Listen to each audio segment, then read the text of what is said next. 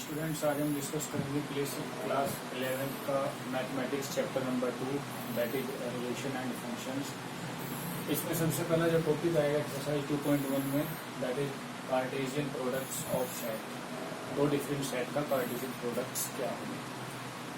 What is given if we have two non empty sets P and Q। हमारे पास कोई दो सेट हैं P and Q, non empty set P and Q होंगे। Then the Cartesian product P cross Q. Cartesian product will be represented by P cross Q.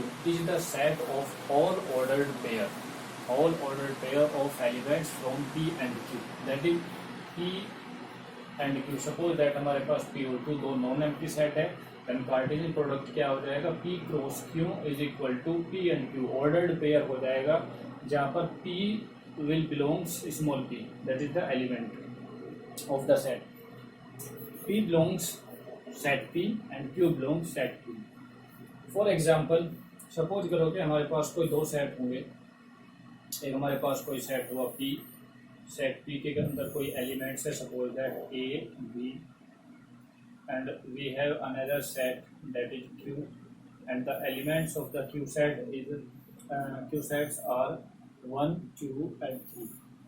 Then we have to find out the Cartesian products P and Q, that is P cross Q is equal to given ordered pair हो जाएगा PQ। That means सबसे पहले अगर हम P cross Q निकाल रहे हैं तो ordered pair के अंदर आएगा कि सबसे पहले P के एलिमेंट्स आएंगे। तो यहाँ पे ordered pair हम देंगे, P के एलिमेंट्स क्या हो जाएंगे हमारे पास A, और A के साथ में Q का जो एलिमेंट्स होगा वो 1, then again A 2, then again A 3।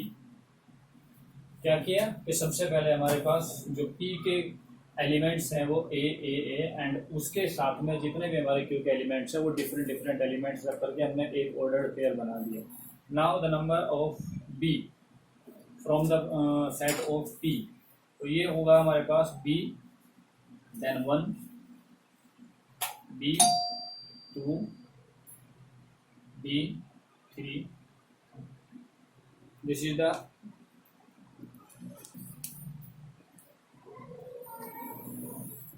तो ये सारे के सारे जो पेयर्स होंगे ऑर्डर्ड पेयर्स हमारे पास P क्रॉस Q के बनेंगे। सपोज दैट इन्हीं दोनों सेट के अंदर हम फाइंड आउट करना चाह रहे हैं Q क्रॉस P, तो इसके अंदर क्या होगा? अब हमें ऑर्डर्ड पेयर चेंज करना होगा। दैट मीन्स जो हमारे फर्स्ट एलिमेंट्स होंगे वो Q सेट के होंगे, that is 1A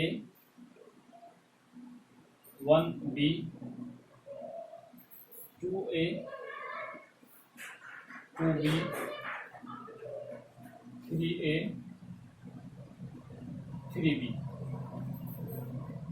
this is the Cartesian products of Q cross P। इससे यहाँ पे एक चीज और क्लियर होगी कि P cross Q is not equal to Q cross P।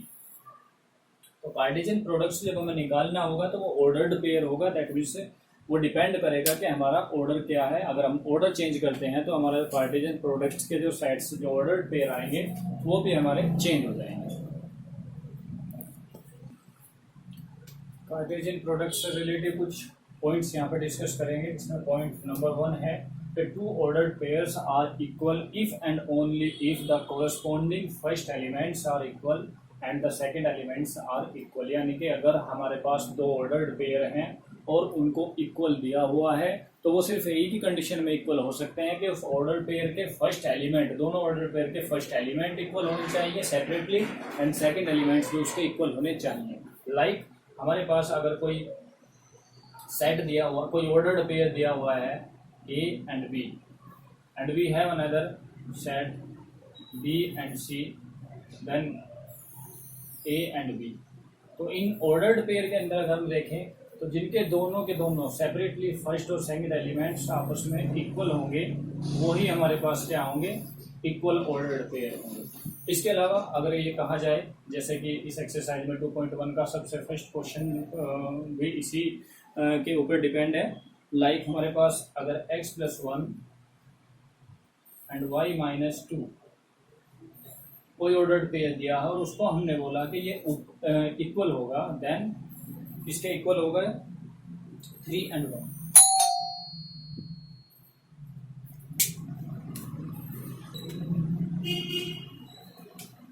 अगर दो ऑर्डर पेयर हमें इक्वल दिए हुए हैं तो उसमें हमारे पास कंडीशन सिर्फ एक ही होगी कि वो सिर्फ ऑर्डर पेयर उसी कंडीशन में इक्वल हो सकते हैं कि उनका फर्स्ट एलिमेंट आपस में इक्वल होगा और सेकंड एलिमेंट्स जो है सेपरेट दोनों इक्वल होंगे। तो हम क्या करेंगे कि अगर ये दोनों ऑर्डर पेयर हमें इक्वल दिए हुए हैं तो इनके एलिमेंट्स को भी हम इक्वल रखेंगे। That x+1 is equal to 3 and y-2 is equal to 1। तो यहाँ से हम क्या करेंगे, x और y की वैल्यू को फाइंड आउट करेंगे। क्वेश्चन ये होगा, if we have two ordered pair like this then find the value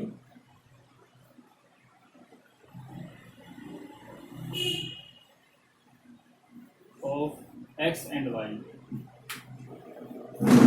तो इस टाइप का हमारे पास क्वेश्चन आएगा तो हम क्या करेंगे कि इन दोनों ऑर्डर्ड पेयर के अंदर जो है एलिमेंट्स को इक्वल रखेंगे। देन x की वैल्यू हम यहाँ पे फाइंड आउट करेंगे 2 एंड y की जो वैल्यू होगी वो हमारे पास हो जाएगी 3। तो इस तरह से ऑर्डर्ड पेयर हमारे, ये फर्स्ट जो रूल कहता है वो यही कहता है कि अगर हमें दो ऑर्डर्ड पेयर इक्वल दिए हैं तो वो सिर्फ एक ही कंडीशन में इक्वल हो सकते हैं कि उनके फर्स्ट एलिमेंट आपस में इक्वल हो और उनके सेकंड एलिमेंट्स आपस में इक्वल होंगे तो दो ऑर्डर्ड पेयर जो हैं आपस में इक्वल होंगे।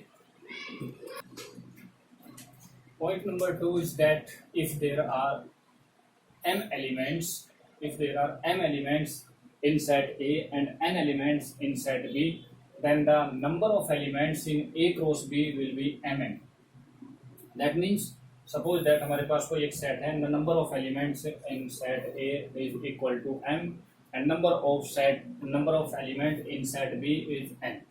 Then the number of elements in set M A cross B is equal to m n. That means जितने भी A सेट के अंदर एलिमेंट होंगे, जितने भी B सेट के अंदर एलिमेंट होंगे, A क्रॉस B के अंदर जो एलिमेंट होंगे उन दोनों सेट के नंबर ऑफ एलिमेंट्स को मल्टीप्लिकेशन करने से हमें टोटल नंबर ऑफ एलिमेंट्स मिल जाएगा A क्रॉस B में कितने होंगे। फॉर एग्जांपल हमारे पास कोई दो सेट है, A is equal to BCD and B is equal to 2 3। तो अगर यहाँ पे हम A क्रॉस B निकालना चाहेंगे, A cross B is equal to कितना होगा जी, ये हमारे पास हो जाएगा B2 B3 C2 C3 B2 and B3।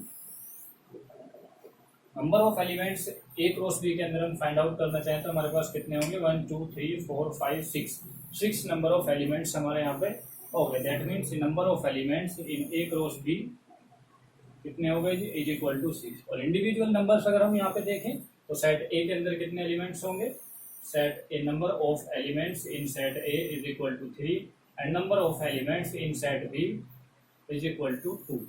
So the number of elements in A cross B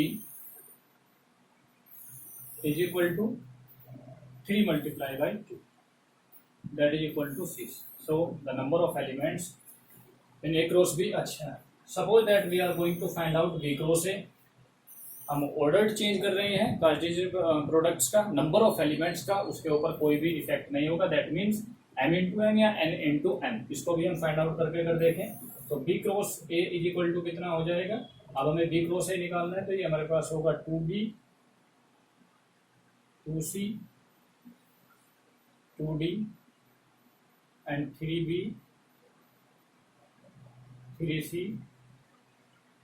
and 3D। तो यहाँ पे अगर इन दोनों का कंपैरिजन अगर करना चाहें तो यहाँ पे जो हमारा ऑर्डर्ड पेयर है वो चेंज हो गया, लेकिन नंबर ऑफ एलिमेंट्स हमारे दोनों के अंदर 6 ही होंगे। यहाँ पे भी अगर नंबर ऑफ एलिमेंट्स हम B क्रॉस A के अंदर अगर देखना चाहें तो नंबर ऑफ एलिमेंट्स हमारे B क्रॉस A के अंदर भी 6 ही होंगे। सो अगर हम A क्रॉस B और B क्रॉस A, क्योंकि हमने एक चीज़ देखी थी कि ये फर्स्ट रूल आपका ये कहता था A cross B is not equal to B cross A। तो ये तो हमारे पास है कि ऑर्डर्ड पेयर हमारे इक्वल नहीं होंगे, बट नंबर ऑफ एलिमेंट्स जो है हमारे A क्रॉस B और B क्रॉस A में नंबर ऑफ एलिमेंट्स हमारे इक्वल ही होंगे। This is the question number 1 of exercise 2.1।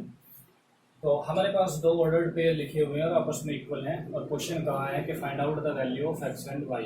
Find the values of x and y। तो हमारे पास फंडामेंटल क्या है क्राइटेरिया का कि दो ऑर्डर्ड पेयर हमारे सिर्फ एक ही कंडीशन में इक्वल हो सकते हैं कि उनके इंडिविजुअल एलिमेंट्स अगर आपस में इक्वल होंगे। तो यहाँ पे दोनों ऑर्डर्ड पेयर को इक्वल दिया हुआ है, तो हम इसका रिवर्स ऑपरेशन लेंगे कि इसके एलिमेंट्स को, कोरस्पोंडिंग एलिमेंट्स को हम इक्वल करेंगे। तो यहाँ से x divided by 3 plus 1 that is equal to 5 divided by 3। जो फर्स्ट एलिमेंट होंगे ऑर्डर्ड पेयर के, वो दोनों आपस में इक्वल हो जाएंगे। And second also y minus 2 divided by 3 is equal to 1/3। तो यहाँ से हम x और y की वैल्यू को फाइंड आउट कर सकते हैं। ये वैल्यू हमारे पास हो गई x plus 3 divided by 3 is equal to 5 divided by 3। LCM यहाँ से हमने लेफ्ट हैंड साइड का एलसीएम निकाल करके इसको फाइंड आउट किया, तो ये हमारे पास x plus 3 is equal to 5 और x is equal to 2। Similarly हम y को फाइंड आउट करेंगे, तो y के लिए हम क्या करेंगे, यहाँ पर भी आप एलसीएम ले लीजिएगा, तो ये 3 एलसीएम लेंगे तो 3y minus 2 is equal to 1/3। 3 से 3 cancel and then 3y minus 2 is equal to 1 और y is equal to 3y is equal to 3 and y is equal to 1। तो हमारे पास x और y की जो वैल्यू होगी वो x is equal to 2 and y is equal to 1। इस तरह से हम ऑर्डर्ड पेयर के बेस्ड जो क्वेश्चंस होंगे उनको सोल्व करेंगे। क्वेश्चन नंबर 2 हमें गिवन है कि number of elements in set A is equal to 3 and set B is given this. तो यहाँ पर भी हम क्या करेंगे कि number of elements in set B हम फाइंड आउट करेंगे, तो number of set B also 3। तो हमें क्या कंडीशन दी हुई है कि number of elements in A cross B is equal to क्या हो जाएगा, number of elements in A cross B is equal to number of elements in set A multiply by number of elements in set B। तो यहाँ से हम find out करेंगे कि आपके पास number of elements in set A is equal to 3 and number of elements in set B is also 3, hence the number of elements in n number of elements in A cross B is equal to 9. This is the question number 2 of exercise 2.1. This is the question number 3. G is equal to 7 and 8, H is equal to 5, 4 and 2. There are two different sets G and H. तो हमें क्या निकालना है, G cross H और H cross G को find out करना है। तो सबसे पहले हम क्या निकालेंगे, G क्रॉस H को फाइंड आउट करेंगे। तो G क्रॉस H क्या हो जाएगा जी, दोनों सेट का ऑर्डर्ड पेयर हो जाएगा। तो यहाँ पे हमारे पास होगा 7, 5, 7, 4, 7, 2 एंड देन 8, 5, 8, 4 एंड 8, 2। तो इस तरह से इस एक्सरसाइज के बाकी क्वेश्चंस भी हम जो है सोल्व करेंगे, जो कार्टेशियन क्राइटेरिया और ऑर्डर्ड पेयर के ऊपर बेस्ड होंगे।